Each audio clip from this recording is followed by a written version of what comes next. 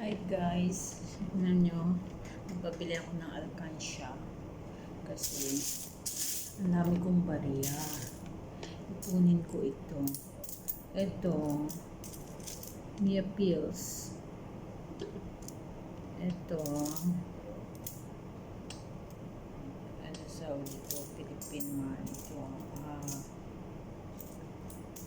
50 pills. 20 fills, 10 fills, and 5 pills. So guys, ilalagay ko to ha. Sana makarami ako bawat ano.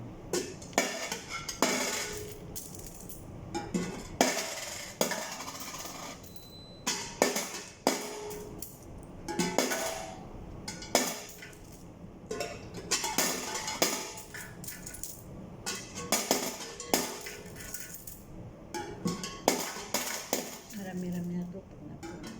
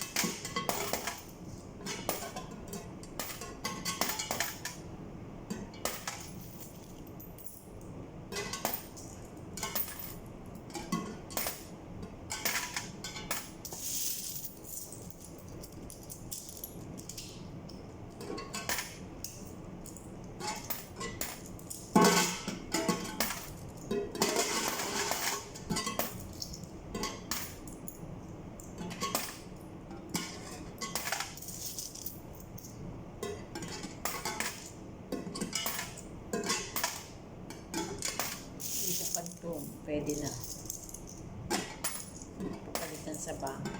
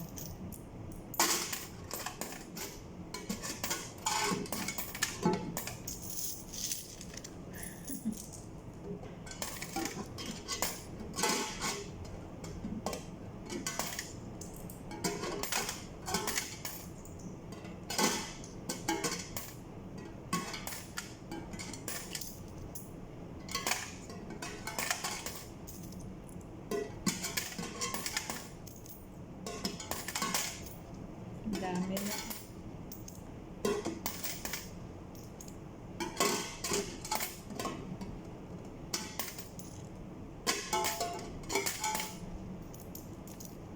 Ayan guys.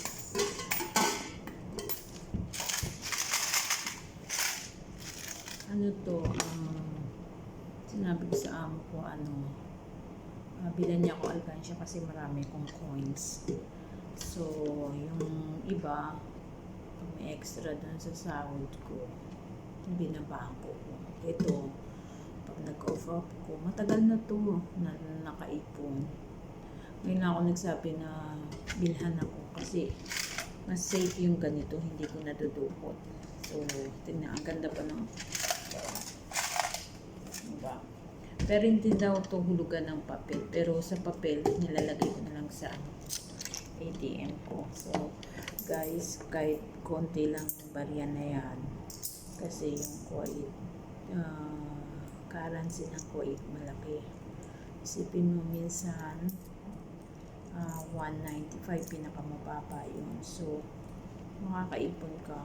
At saka ito, pwede ito palitan ay nakausap akong kapatid ng amo kong babae. Meron dito bandang Kaifan Bank. Pwedeng mag-ipon ka ng barya, tapos papasok mo sa machine, bibilangin. Yan. Kasi sabi ko marami akong barya doon, almost 1 year ko naiipon. Pag may sobra, tinatabi ko. Eh, hindi ko naman nagagamit kasi libre naman dito. Pag sa bahay ka nagtatrabaho, libre lahat. So, pag off ko, pag may tira, ayan, tinatabi ko. So, small things. Ayan, small amount. Pero makakatulong to pag mag-for good na ako. Makatatlo kong ganito o dalawa, mapuno ko yan. Ano lang naman ang laman niya eh. Mia Feels, 50 Feels, 20 Feels, 10 Feels, at saka 5 Feels. Ganyan ang coins nila. A1 dinar nila, ang sa papel naman nila, ang pinakamalaking amount yung 20. almost 3,000 na yung mahigit. Tapos yung 10, tapos 5, tapos 1 dinar, at saka uruba, 1 fourth. Ayan. So guys, sa hirap ng buhay at trabaho namin, lalo na ako dito na ako tumagal sa Kuwait, 10 taon na ako dito. Halos napatapos ko na yung mga anak ko, wala akong ipon. Puro bayad ng school. So, thanks God. Sabi ko kasi graduate na silang lahat. So, yung bahay naman ang inaano ko, pinipokus ko ngayon bago ako mag-forward. Kasi hindi na tayo mga bata. Halos dito na ako pumuti, nag-menopause. So, kailangan nang umuwi. So, ipon-ipon na. Pero siguro pag pag dito na kaya, ayan. Kaya, big help din to may alkansya na pabarya-barya kasi nung nalaman ko na pwede siyang palitan, tapos sasamahan na lang ako ng kapatid ng amo kong babae kung saan pwedeng palitan to. So, pag napuno to, magpapabili ulit ako kasi isang ko na lang to, isang lakad ko na lang to sa Kuwait. Hindi na ako muna magpapakasya. I-straighten ko na yun hanggang matapos yung bahay ko. Tapos makaipon na ako kahit pang negosyo. Ayan. Okay na yun. Kasi at least, tapos na yung mga anak ko. Hindi na ako matatakot na wala silang permanenteng trabaho, di ba? Kung uwi kang wala silang permanenteng trabaho, tapos naasa pa sa'yo, yun ang mahirap. Kaya, sa ating mga OFW, please, matuto po tayo mag-ipon, magtipid, hindi lang po trabaho. Kailangan nating magtabi, magplano, at humindi sa mga tao.